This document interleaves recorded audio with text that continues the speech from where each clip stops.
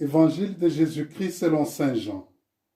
En ce temps-là, il y avait quelqu'un de malade, Lazare de Béthanie, le village de Marie et de Marthe, sa sœur. Or, Marie était celle qui répandit du parfum sur le Seigneur et lui essuya les pieds avec ses cheveux. C'était son frère Lazare qui était malade. Donc les deux sœurs envoyèrent dire à Jésus, « Seigneur, celui que tu aimes est malade. » En apprenant cela, Jésus dit, « Cette maladie ne conduit pas à la mort. Elle est pour la gloire de Dieu, afin que par elle, le Fils de Dieu soit glorifié. » Jésus aimait Lazare et sa sœur, aimait Marthe et sa sœur ainsi que Lazare. Quand il apprit que celui-ci était malade, il demeura 2 jours encore à l'endroit où il se trouvait. Puis, après cela, il dit aux disciples, « Revenons en Judée. » Les disciples lui dirent, « Rabbi, tout récemment, les Juifs là-bas cherchaient à te lapider, et tu y retournes. » Jésus répondit, « N'y a-t-il pas 12 heures dans une journée? Celui qui marche pendant le jour ne trébuche pas, parce qu'il voit la lumière de ce monde. Mais celui qui marche pendant la nuit trébuche, parce que la lumière n'est pas en lui. » Après ces paroles, il ajouta, « Lazare, notre ami, s'est endormi, mais je vais aller le tirer de ce sommeil. » Les disciples lui dirent alors, « Seigneur, il s'est endormi, s'il s'est endormi, il sera sauvé. » Jésus avait parlé de la mort et pensait qu'il parlait du repos du sommeil. Alors il leur dit ouvertement, « Lazare est mort, et je me réjouis de n'avoir pas été là à cause de vous pour que vous croyiez.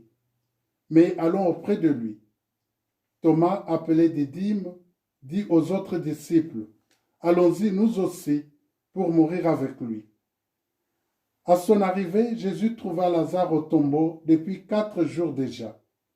Comme Béthanie était tout près de Jérusalem, à une distance de 15 stades, beaucoup de Juifs étaient venus réconforter Marthe et Marie au sujet de leur frère.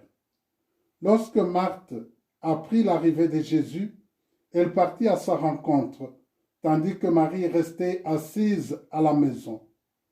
Marthe dit à Jésus, « Seigneur, si tu avais été ici, mon frère ne serait pas mort. Mais maintenant encore, je le sais, tout ce que tu demanderas à Dieu, Dieu te l'accordera. » Jésus lui dit, « Ton frère ressuscitera. » Marthe reprit, « Je sais qu'il ressuscitera à la résurrection, au dernier jour. » Jésus lui dit, « Moi, je suis la résurrection et la vie. Celui qui croit en moi, même s'il meurt, vivra. Quiconque vit et croit en moi ne mourra jamais. Crois-tu cela? » Elle répondit, « Oui, Seigneur, je le crois. Tu es le Christ, le Fils de Dieu. Tu es celui qui vient dans le monde. » Ayant dit cela, elle partit appeler sa sœur Marie et lui dit tout bas, « Le Maître est là, il t'appelle. » Marie, dès qu'elle l'entendit, se leva rapidement et alla rejoindre Jésus. Il n'était pas encore entré dans le village, mais il se trouvait toujours à l'endroit où Marthe l'avait rencontré. Les Juifs qui étaient à la maison avec Marie et la réconfortaient, la voyant se lever et sortir si vite, la suivirent. Ils pensaient qu'elle allait au tombeau pour y pleurer. Marie arriva à l'endroit où se trouvait Jésus. Dès qu'elle le vit, elle se jeta à ses pieds et lui dit, « Seigneur, si tu avais été ici, mon frère ne serait pas mort. » Quand il vit qu'elle pleurait et que les Juifs venus avec elle pleuraient aussi, Jésus, en son esprit, fut saisi d'émotion. Il fut bouleversé et il demanda, « Où l'avez-vous déposé ?» Ils lui répondirent, « Seigneur, viens et vois. » Alors Jésus se mit à pleurer.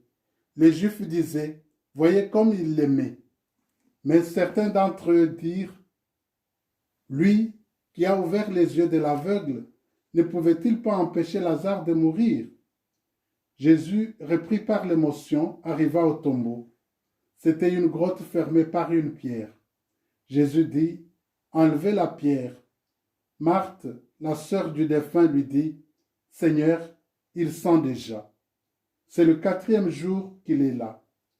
Alors Jésus dit à Marthe, ne te l'ai-je pas dit? Si tu crois, tu verras la gloire de Dieu. On enleva donc la pierre. Alors Jésus leva les yeux au ciel et dit, Père, je te rends grâce parce que tu m'as exaucé. Je le savais bien, moi, que tu m'exauces toujours. Mais je le dis à cause de la foule qui m'entoure, afin qu'ils croient que toi, c'est toi qui m'as envoyé. Après cela, il cria d'une voix forte, Lazare, viens dehors.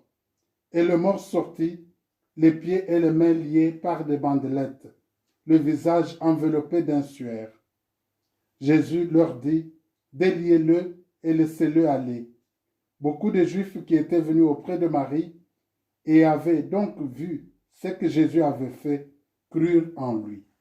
Acclamons la parole du Seigneur. Louange à toi, Seigneur Jésus.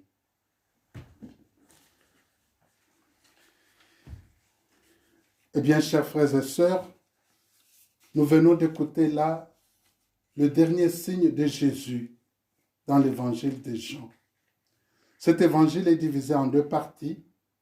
La première partie qu'on appelle communément le livre des signes, le terme que les autres évangélistes utilisent est plutôt miracle. Mais Jean utilise signe, c'est-à-dire un phénomène extraordinaire dû à l'intervention personnelle de Dieu. Et le deuxième livre, qui commence déjà avec le lavement des pieds, au 13e chapitre de l'évangile de Jean, s'appelle le livre de l'heure de Jésus. Ici, nous avons le dernier signe de Jésus, c'est la résurrection de Lazare, ou le réveil de Lazare, s'il faut utiliser le langage de Jésus lui-même. Lazare, le mot El-Hazar signifie Dieu a aidé. C'est ce que nous allons voir d'ailleurs à travers tout ce récit. C'est Dieu qui aide. Lazare et ses 2 sœurs, Marthe et Marie, étaient originaires de Béthanie.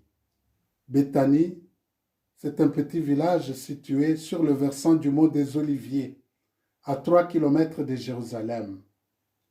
Et ce petit village est appelé aujourd'hui El-Azaria, du nom de Lazare, et c'est un village occupé par les Palestiniens. Jésus, qui a appris la mort de Lazare, tarde à y aller. Nous voudrions aussi analyser 3 parties, 3 étapes de ce récit. La première étape, c'est quand Jésus apprend le message et comment il réagit. La deuxième étape, c'est la réaction de ses 2 sœurs, donc des 2 sœurs de Lazare, Marthe et Marie. Et la troisième étape, c'est la résurrection. Concernant la première étape, Jésus apprend la mort de Lazare, mais il tarde volontairement à aller répondre à l'appel des 2 sœurs. On dirait que Dieu traîne toujours les pieds. Et c'est l'expérience que nous avons peut-être aussi dans notre vie.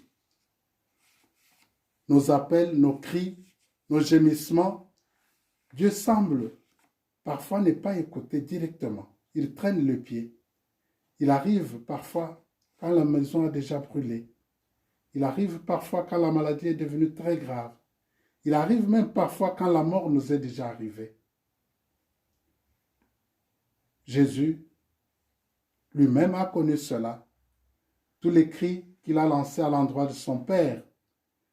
Père, si cette coupe pouvait aller loin de moi, mais sinon que ta volonté se fasse et non pas la mienne.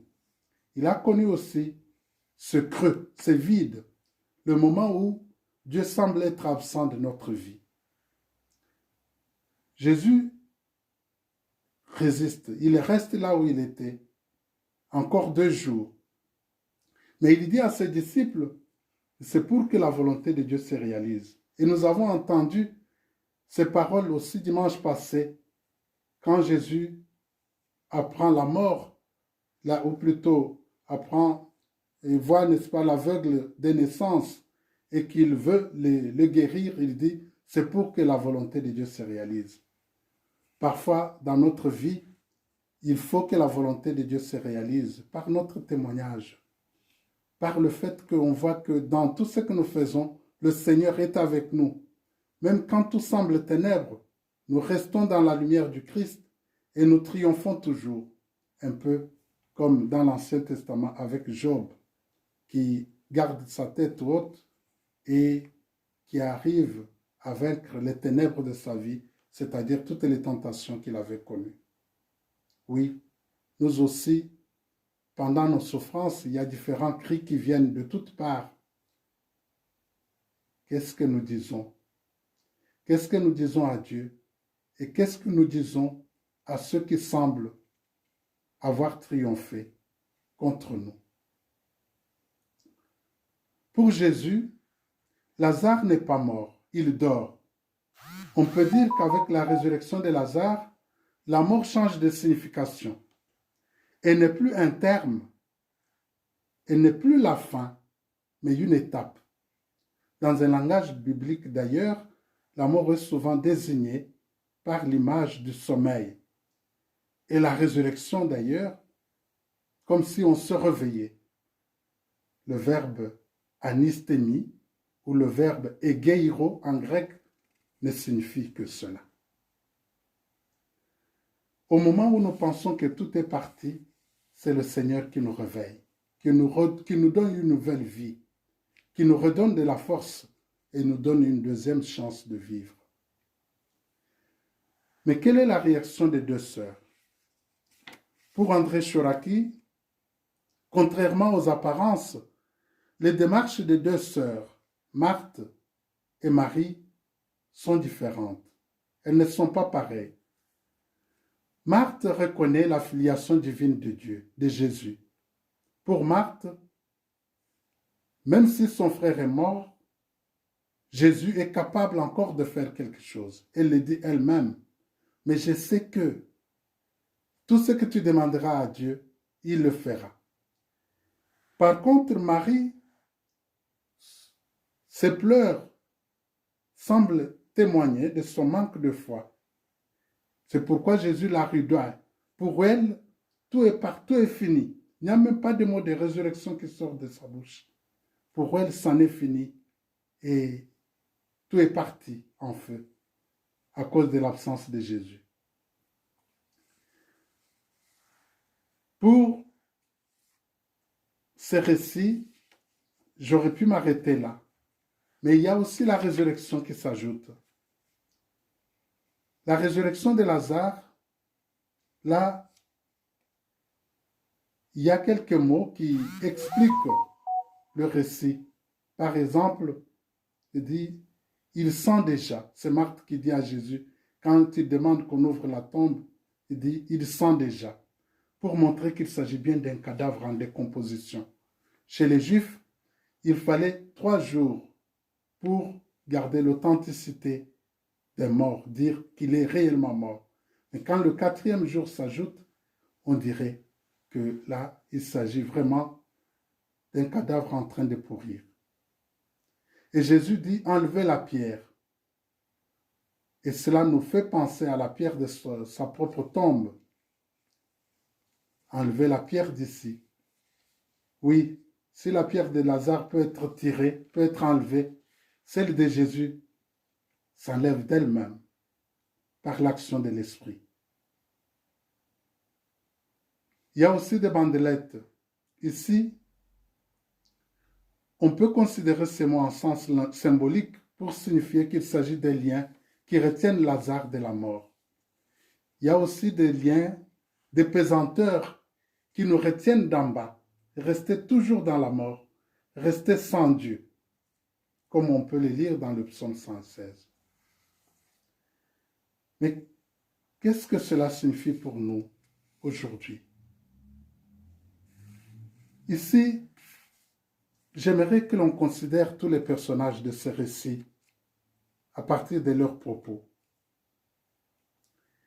Est-ce que devant la mort, je suis comme Marthe qui pensent qu'il y aura résurrection, bien sûr, mais au dernier jour. Ou bien, je suis comme Marie qui pense que la mort arrive et après la mort, il n'y a plus rien. Il n'y a que des pleurs. Oui, il y a des chrétiens comme ça qu'il faut bousculer dans leur foi. Des chrétiens qui pensent qu'avec la mort, tout est fini. Ils croient pourtant en Jésus, mais ils pensent que dès que la mort arrive, tout est fini. Il n'y a plus rien à attendre au-delà. Il faut les secouer leur vie, secouer leur foi, pour qu'ils croient que le Seigneur qui a donné la vie est aussi capable de nous ressusciter. Celui qui nous a créés, il ne nous abandonnera jamais.